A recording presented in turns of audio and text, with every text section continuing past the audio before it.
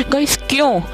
जब Neil Armstrong पहली बार moon पे गए थे, जो अपोलो का 13 मिशन था, उसके बाद क्यों थोड़ी देर की जो क्लिप थी वो गायब कर दी गई?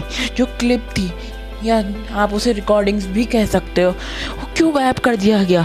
क्यों हमें नहीं चाहता था कोई कि हम जाने क्या हुआ था उस 30 to 40 मिनट्स या सेकंड्स की क्लिप में?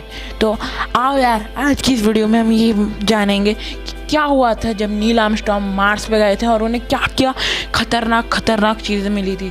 तो शुरू करते हैं आज का खतरनाक वीडियो।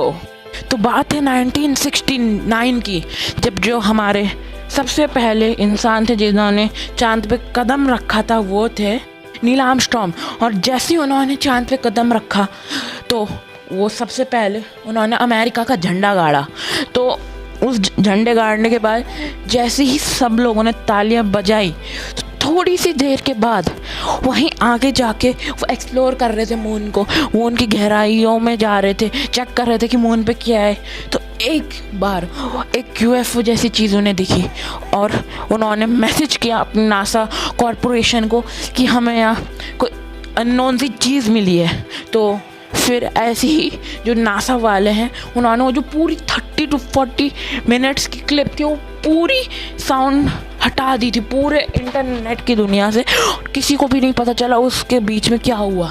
लेकिन मैं आपको बताता हूँ क्या हुआ उस बीच में। तो सबसे पहले वो जिन्हें यूएफओ मिला उन्होंने नासा वालों को खबर की इस चीज़ की। जैसे ही उन्होंने खबर की इस चीज़ की, उन्होंने देखा कि उस यूएफओ के अंदर 2 डेड बॉडीज़ हैं।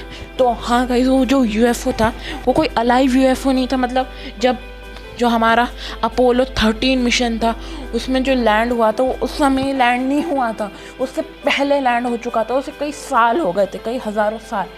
लेकिन आप सोच रहे होगा अगर हज़ारों साल हो गए होंगे, अभी भी होगा वहाँ, तो लोगों ने जो रोवर्स भेजे थे वो लोग तो उसे ढूंढ ही लेते। पर नहीं गाइस, जो रोवर्स हैं वो भी उसे नहीं ढूंढ पाएंगे। क्यों? वो मैं आपको अभी आगे बताता हूँ। पहले आप ये सुनिए कि जो नील आर्मस्ट्रॉन्ग है उन्होंने बताया कि उसके अंदर उन्हें 2 डेड बॉडीज़ मिली, एक मेल की और एक फीमेल की। तो वो जो मेल डेड बॉडी थी उन्हें वहीं छोड़ दी। मतलब इससे ये समझ गए कि चाहे मेल हो या फीमेल, हमेशा फीमेल को ज़्यादा भाव मिलेगा, हम मेल का हमेशा हालत ख़राब ही रहेगी। तो अब लेट्स कीप जोक्स असाइड। तो आगे क्या हुआ कि उन्होंने जो मार्स जो मून से उन्हें डेड बॉडी मिली उनका उन्होंने एक बैग में बंद किया। लेकिन आप सोच रहे होंगे कि बैग तो उन पे था ही नहीं। लेकिन गाइस, वो एक बैग होता है एक रॉकेट में, हर एक रॉकेट में एक बैग रहता है जहाँ पे तुम अपनी अननोन या अनयूजेबल चीज़ों को डाल सकते हो। लेकिन फिर एक और क्वेश्चन आएगा आप सभी के माइंड में कि जब वो रॉकेट है वो तो कुछ लोगों की कैपेसिटी को संभाल सकते हैं। नहीं गाइस, रॉकेट कुछ ऐसे भी होते हैं जो ज़्यादा लोगों की कैपेसिटी को संभाल सकते हैं। और 1969 में नासा को पता था कि मार्स मून पे एलियंस है और मार्स पे भी एलियंस है। तो इसीलिए उन्होंने एक एक्स्ट्रा जगह बना रखी थी एक एलियन के आने की। तो इसीलिए वहाँ पे वो बैग दे रखा था उन एस्ट्रोनॉट्स को। और जैसे ही उन एस्ट्रोनॉट्स ने उसे बैग में डाला, उसका नाम था मोनालिसा गाइस, क्योंकि वो डेड बॉडी थी ना। तो उसे आप ले गए हम लोग एरिया 51 में। जो एस्ट्रोनॉट्स थे एरिया 51 में गाइस, वो उसी के बाद से उसके पास उन्हें एक ट्रांसमीटर मिला गाइस। जो मोनालिसा नाम की जो डेड बॉडी थी उसी के पास उन्हें एक ट्रांसमीटर मिला।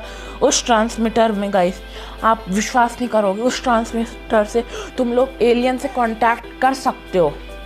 और जो एरिया 51 है उससे जैसे ही तुमने कांटेक्ट किया उन एरिया 51 के नासा वालों ने, तो उन्हें क्या पता चला, बहुत सारे, मतलब लिटरली बहुत सारे एलियन जो हैं वो उस डेड बॉडी को लाखों करोड़ों सालों से ढूंढ रहे थे।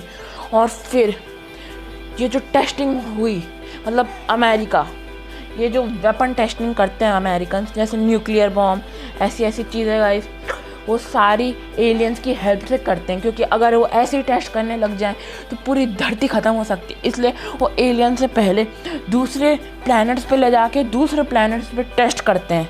तो ऐसे कर करके जो अमेरिका वाले हैं वो वो चीज़ों को टेस्ट करते हैं कि न्यूक्लियर वेपन ठीक है कि नहीं, और ऐसी जो UFOs हैं वो उनमें भी रियल एलियंस है। तो एक बार डोनाल्ड ट्रम्प ने भी बताने वाला था कि एलियंस हैं एरिया 51 में, लेकिन फिर एलियंस ने उन्हें बताया कि अभी नहीं, अभी इंसान ये जानने के लिए तैयार नहीं है। तो ये सब तो मैंने आपको बता दिया, लेकिन अब उस डेड बॉडी का क्या हुआ जो UFO में थी?